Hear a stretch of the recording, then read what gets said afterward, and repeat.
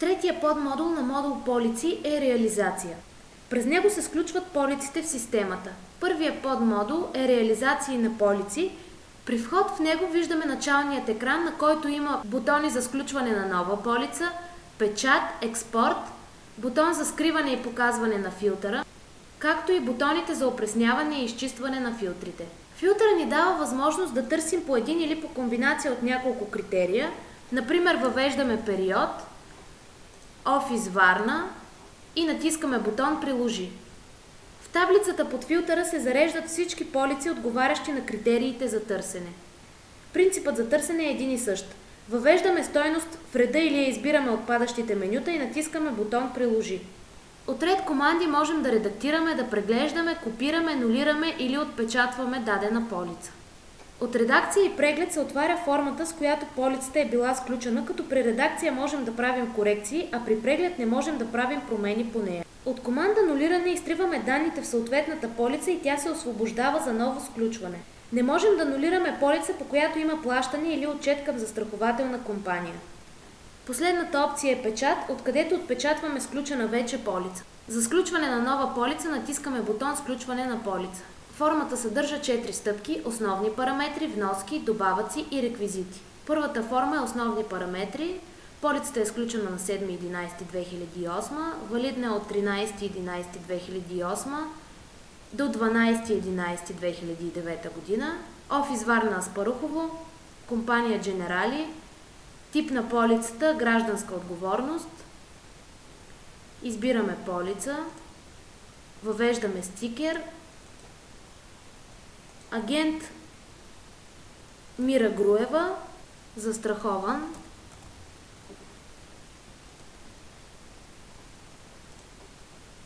и на Георгиева Будева и застрахователна премия 200 лева. Ако сложим отметка в чекбокс допълнителни данни, можем да въвеждаме данни, свързани с промени в статута на контрагента, както и забележки по полицата. След като попълним формата, натискаме бутон Напред. Втората стъпка при сключването на полици е вноска. Тук трябва да окажем броя на вноските и начина на плащане. При влизане виждаме надпис "Сумата на вноските не отговаря на застрахователната премия". Изписваме броя на вноските 3, избираме начинът на плащане в офиса в брой и натискаме бутон "Добави вноските". В таблицата се визуализират трите въведени вноски, разсрочени на равни периоди и с един и същ начин на плащане. Продължението на таблицата съдържа графи с нулеви стойности за комисионни, тъй като тук все още е само договаряне на вноските, а не реално изчисление и плащане. Реалните стойности и проценти на комисионните ще се заредят автоматично от системата, когато започнем плащането на вноска. От ред команди можем да редактираме или да изтриваме вноска. След като редактираме избраната вноска, натискаме бутон Запис. В противен случай данните няма да се запишат към вноската и тя ще остане непроменена. След редакция, при която сме намалявали сумите, трябва да компенсираме разликата или чрез добавяне на нова изравнителна вноска, или чрез ръчна редакция на останалите до изравняване на двете суми премия и вноски. Добавянето на нова вноска става от бутон Нова вноска. Той въвежда следващ ред в таблицата и автоматично изписва в него разликата, в нашия случай 0 лева.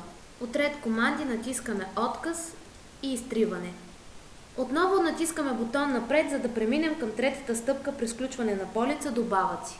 Формата работи аналогично на вноски. За да въведем добавък, натискаме бутон Нов добавък. Той активира таблица, в която трябва да се въведат данни: наименование, дата, цена и коментар. От ред команди избираме съответната опция Запис или Отказ. Изтриваме добавъка. За да преминем към следващата форма от сключването, отново натискаме бутон Напред. Последната четвърта стъпка при сключване е Реквизити. Броят и видът на реквизитите зависи от това, което сме оказали като състав на полиците в модул Регистър. Попълваме всички редове: вид на автомобила лек, номер на двигателя, модел на автомобила Фабия, цвят зелен,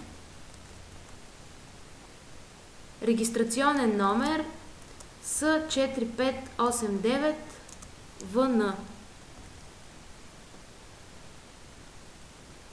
обем на двигателя 1600, брой места 4, номер на рамата и марката на автомобила Шкода.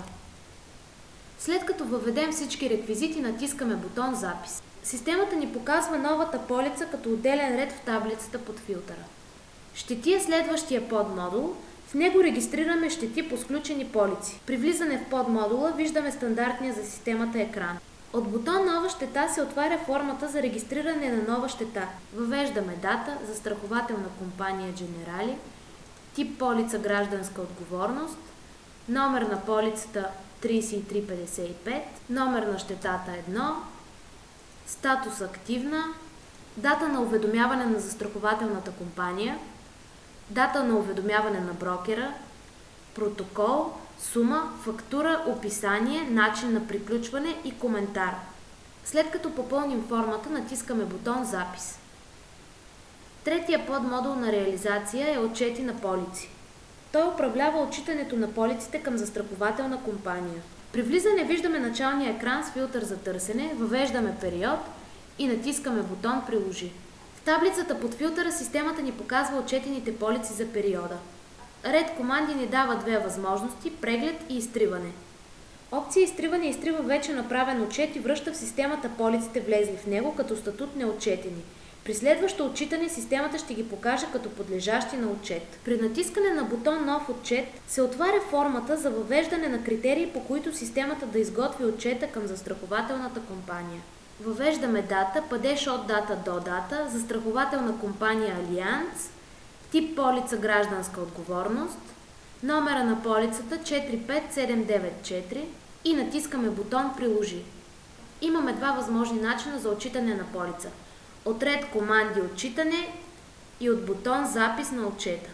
И в двата случая отчетът се визуализира като ред в таблицата на екрана.